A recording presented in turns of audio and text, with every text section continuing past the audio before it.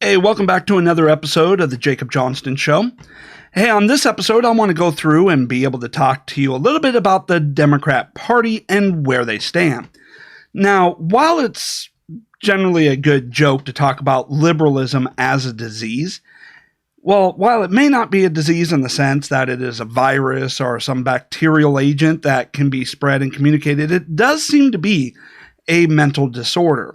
One that is caused by laziness and, well, lack of mature development. Now, we can go through and talk about Joe Biden for a little bit, where it does seem like he actually does have dementia. Now, I get it that, so many on the left have tried to attack Trump for his mental fitness and all that, and that's all been chalked up to, fake news, Trump derangement syndrome, which seems to be another, mental affliction by the left. However, when you take a look at Joe Biden, there does seem to be serious problems. I mean, it's not just the regular gaffe machine that we have come accustomed to over the decades. It's been that he can't remember what state he's campaigning in, and more recently, he can't even remember what office he's running for.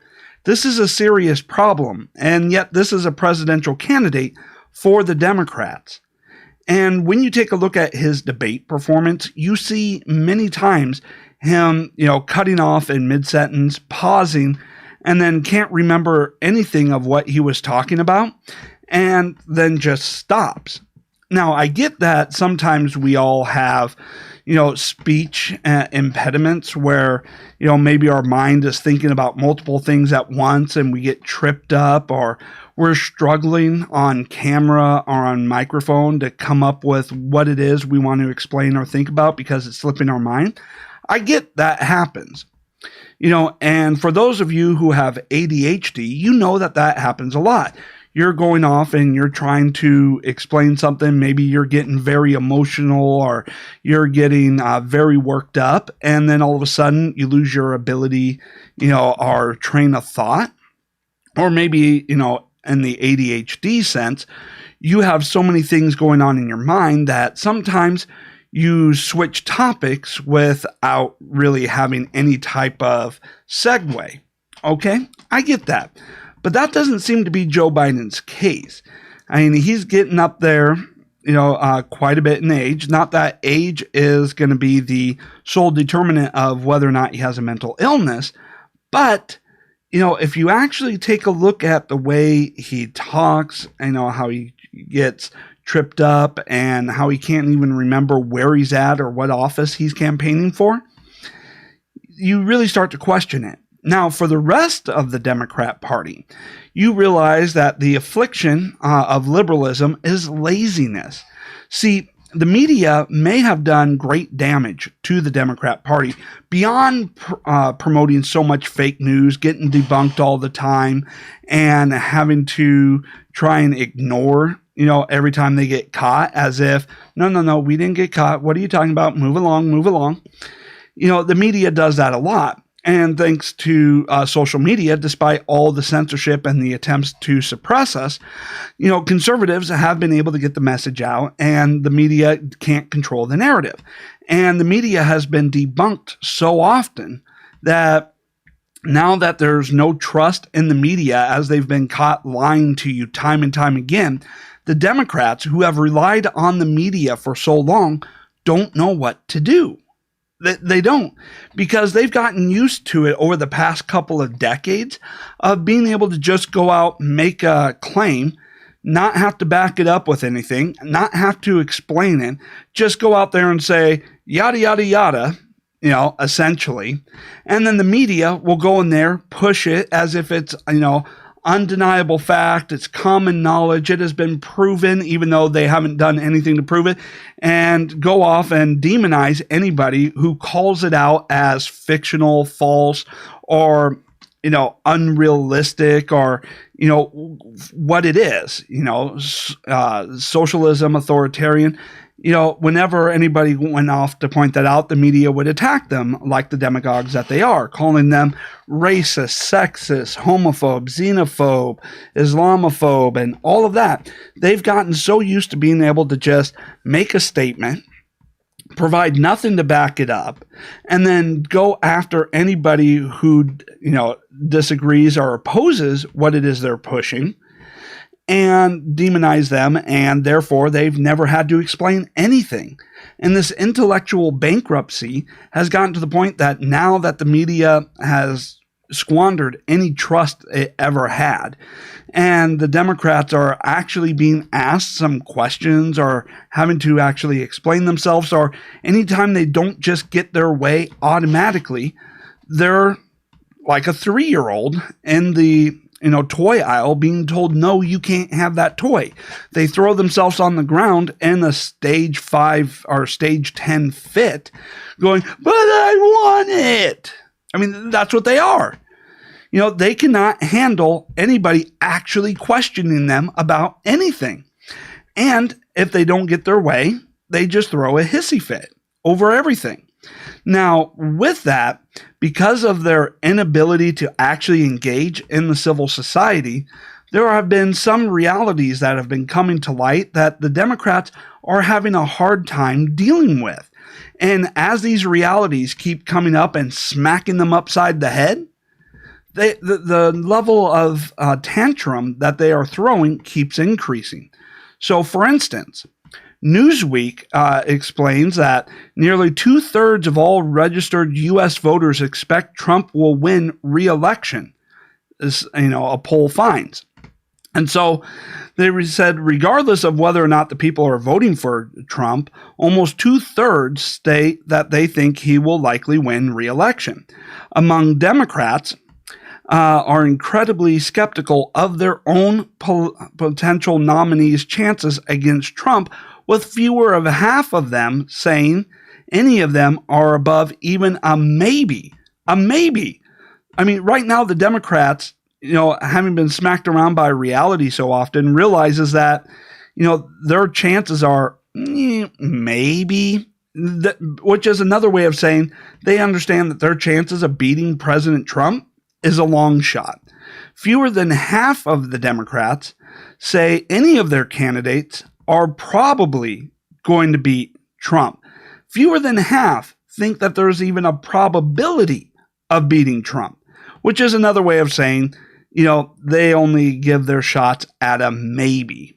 Maybe they will, maybe they won't, but it's likely that Trump will win re-election. And because of that, the Democrats are throwing a hissy fit, going off and trying their damnedest to throw anything up against the wall. Because let's take a look at what happened in 2018. 2018, a midterm election, a year in which the opposition usually makes gains, right? That has been the historical pattern. But in order for the Democrats to retake the House, it not only took massive amounts of fake news and propaganda by the media, but it took a lot of activists in government abusing their authority and position to attack President Trump from within the government. More specifically, the special counsel Mueller report, whereby they launched an investigation on knowingly fake and false information paid for by the Democrats, went off to investigate anybody and everybody, even remotely close to Trump's circle or Trump's campaign or Trump's administration, threatened them with a whole bunch of false allegations, saying we're going to prosecute you for this, that, and the other thing, changing transcripts, editing evidence, editing and changing documents in order to come up with a false narrative of the Mueller report pushes, in which they basically left out everything that completely debunks everything that they were trying to claim. And it also, and more recently, after the 2018 election, was the fake whistleblower who put out false information in order to try and launch the impeachment. So now we're heading into 2020, what are the Democrats going to do? I mean, fake news has lost its, effectiveness. Trusting, in any reports coming out of government trying to attack Trump, due to the amount of times that has been proven to be a bunch of false information by a bunch of liberal activists, so people know not to trust, anonymous sources or liberal activists within government. What are they going to do? Because they have pretty much gone through and done every underhanded tactic that they can think of. Well, now they're just going to go off and, with what we call an extinction burst, where they get more and more radical with their accusations just to try and get the same effectiveness as they were, some time ago. And so here's a tweet by Hillary Clinton kind of proving this point here, where she goes off and says, "Purging public servants disloyal to a regime is banana republic stuff. Our federal employees work for the American people, not the president." And this is in response to a tweet by Joyce Aline. Trump spokesman threatens federal employees. The federal government is massive with millions of people, and there are a lot of people out there taking action against this president. And when we find them, we'll take appropriate action. Now, Hillary Clinton is trying to say that this is like a banana republic, whereby you either have to be loyal to the president or you're fired. Well, here's the thing. Trump did promise to drain the swamp, and especially after some activists reporting into a complaint a bunch of fake information to which the person writing the complaint never saw any evidence of and never witnessed themselves, and coordinated that complaint with Democrats. Trump promised to drain the swamp, and that's what he's doing. Now, here's another way of looking at this, the correct way that Hillary Clinton wants you to ignore, which is one, federal employees do work for the president. They work in the executive branch. The president is the chief executive officer of the executive branch. They all work for Trump. Now, in any other corporation, private business, or even in a charity, if you use your position to try and block the initiatives of your supervisor, of your manager, of your boss, slow walk it, try and block it, and then try to spread a bunch of rumors to try and get your boss fired, you would yourself be fired for insubordination, for not doing your job, for undermining the company, right? And that's what Trump is saying right here. Hey, do your jobs. Do what you're supposed to do, or you will be fired. Insubordination will not be tolerated. But Hillary Clinton takes that as this is a banana republic because these are public servants that work for the public. No, the president works for the public. The employees of the federal government work for the president. Their job is to implement his policies in the quickest, most efficient way possible, not try to stall it, try to block it, and then try to attack the president from within, right? But the reason why they're going off and, trying to position it the way they are is because they need these liberal activists within the government to undermine the president and to attack the president. It's another situation in which the president is weeding out corruption, weeding out, a bunch of tools that the Democrats have used to try and, push out fake news and propaganda. And now that the Democrats are once again finding out that they aren't going to get their way, that one of the things that they have been using and abusing in order to try and win power is being taken away from them, they can't handle it. So they're going off and throwing it and having a hissy fit and trying to negatively phrase this, although they can't ever explain how it is that it's somehow a banana republic to try and, remove a bunch of activists that are undermining the operations of the federal government. What they mean is anybody who does anything in contradiction to what the Democrats want to do, that is somehow undermining government. And, I wonder if the Democrats ever looked at a dictionary? I'll get to this on another episode where the Democrats throw out a bunch of words at Republicans, to which when you look up the definition, makes no sense, but yet directly and accurately describes what the Democrats themselves are doing. And the Democrats going off and accusing their opponents of the very things that the Democrats themselves are doing, that is nothing new. That's been going on for a long time, and that has been going on because the media goes off and, they keep trying to push whatever the Democrats say, regardless of whether or not there's any reality to it, or even though it defies reality.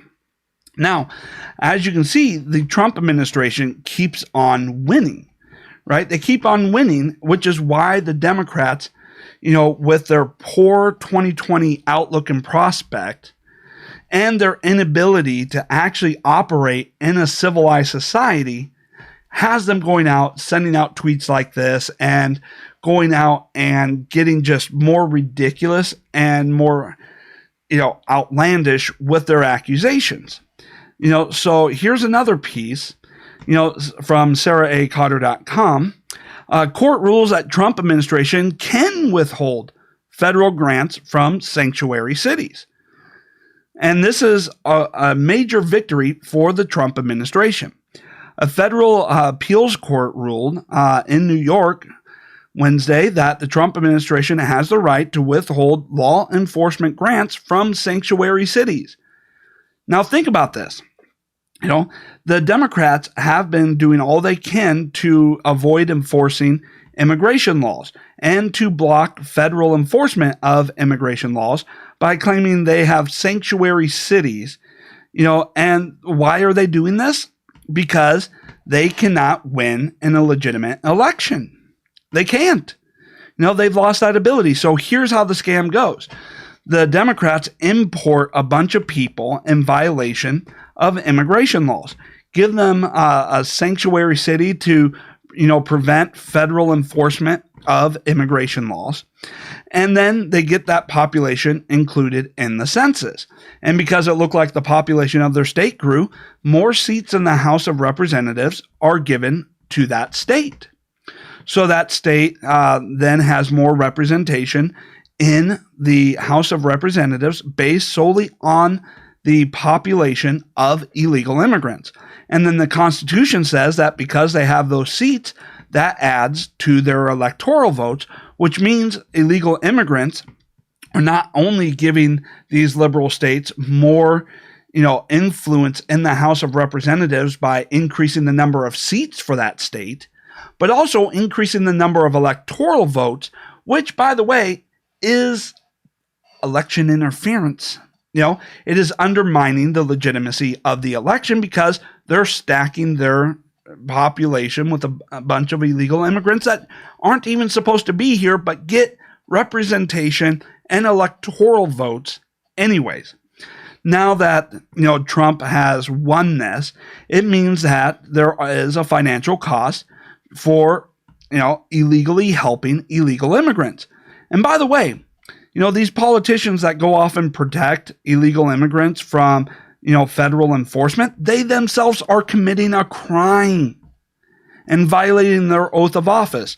But corruption for the Democrats is just, any day of the week. And so you see that Trump is winning, cutting off all the abuses of power and, all the ways that they have gone through to try and rig the elections and all of that. And the media not being able to, have the effect that it used to in advocating for the Democrats, and the Democrats not having to engage in any intellectual thought or debate, don't know what to do, right? But Trump's winning continues even further as the DOJ has launched a new unit to revoke citizenship from immigrants who lied on their application, right? Who got their citizenship through fraudulent means. Let's go ahead and take a look at how this is explained. Bill, it's a big story. This new unit focuses on the most serious crimes: murder, war crimes, sex offenses, other forms of terrorism. I'm told, though, Bill, this is not a way to denaturalize law-abiding citizens who are foreign-born. It's specific to those parameters that I mentioned. The Justice Department made the announcement today. Now, when someone foreign-born applies for a naturalization application, they fill out this form. It's called an N-400 form. It requires the government to show that citizenship was obtained legally. If someone lies on that form and has a criminal background, they'll fall under the new Department of Justice section. President Trump has made immigration reform a promise on the 2016 campaign trail. He's doing it as well this year. The travel ban, those are all related here. Assistant Attorney General Jody Hunt, he made the announcement today. In a statement, Hunt said in part, quote, "When a terrorist or sex offender becomes a U.S. citizen under false pretenses, it is an affront to our system, and it is especially offensive to those who fall victim to these criminals." And you know what? That is exactly right. And a lot of people will agree with that you should not be able to gain citizenship through fraudulent means. You should not be able to hide your criminal past and get citizenship.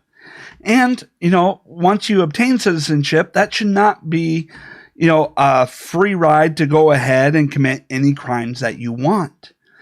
So now, Trump is cutting off the ability to for the Democrats to get new voters through fraudulent means, as well as, imposing financial penalties for trying to stack their state with imported population to try and, be able to gain political power that way through illegal and illegitimate means.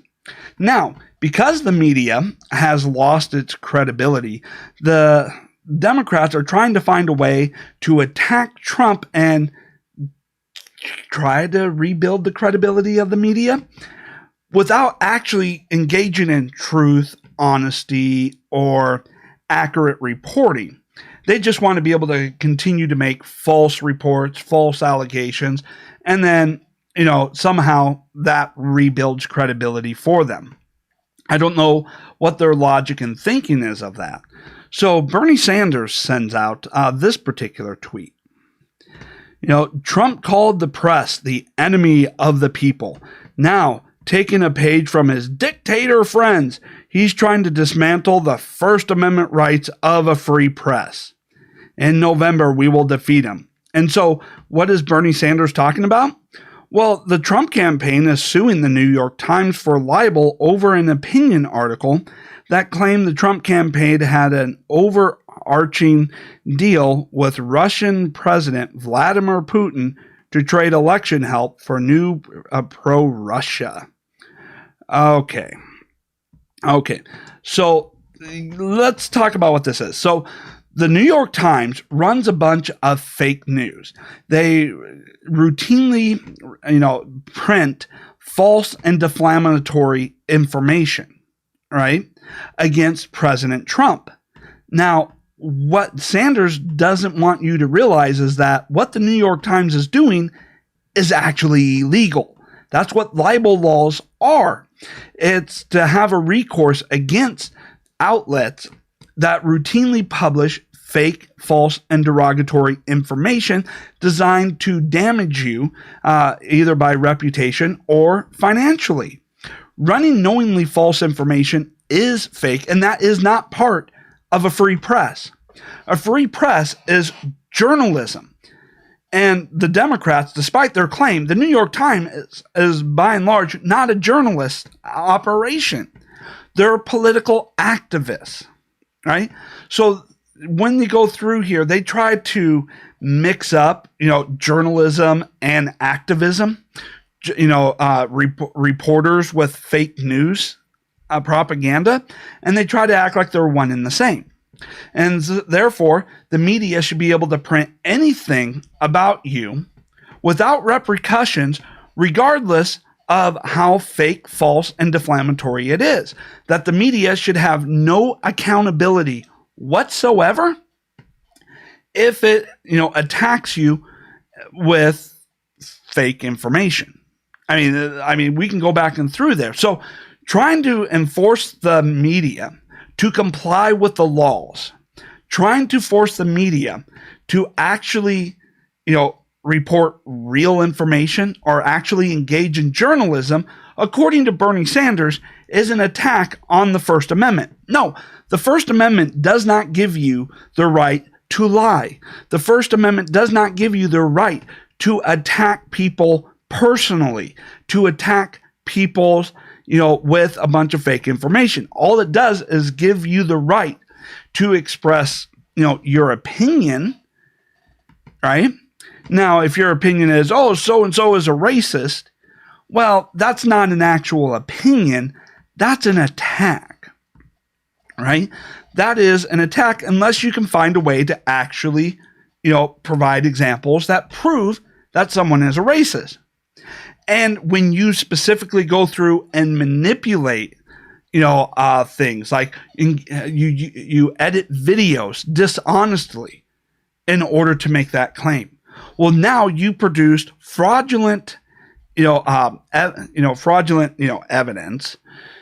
in order to attack somebody with a lie, or same thing with editing audio or taking quotes out, completely out of context or just making up quotes. No, the First Amendment protects journalism, which requires honest reporting, research, facts, and objective information. It does not protect slander or libel, right? It doesn't. And so they would have to be able to prove that what they were writing had any factual basis, right? Which, the New York Times and the rest of the media, not. Now, the media is freaking out because if they can now be sued for running fake news, for running propaganda, that means their entire business model, as it stands in 2020, is going to bankrupt them because they don't engage in anything related to journalism. And no, the First Amendment does not protect you being able to slander or commit libel. No. So Trump, and somehow in exercising his rights under the Constitution, his rights under the law, is now attacking the First Amendment. Trump, and we see this all the time with the left, that if you engage in what the law actually says, and you actually go after the left using the left attacks you as being some criminal despot. But when they violate the law, and when they go off and promote propaganda, that is somehow defending the Constitution and the rights of the individual.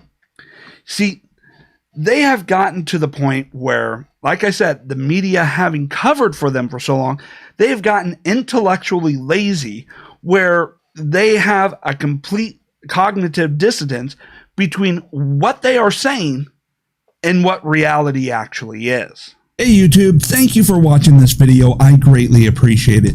To watch more, click on the video playing on the side here. And don't forget to hit subscribe and the notification bell so you'll know when new videos drop.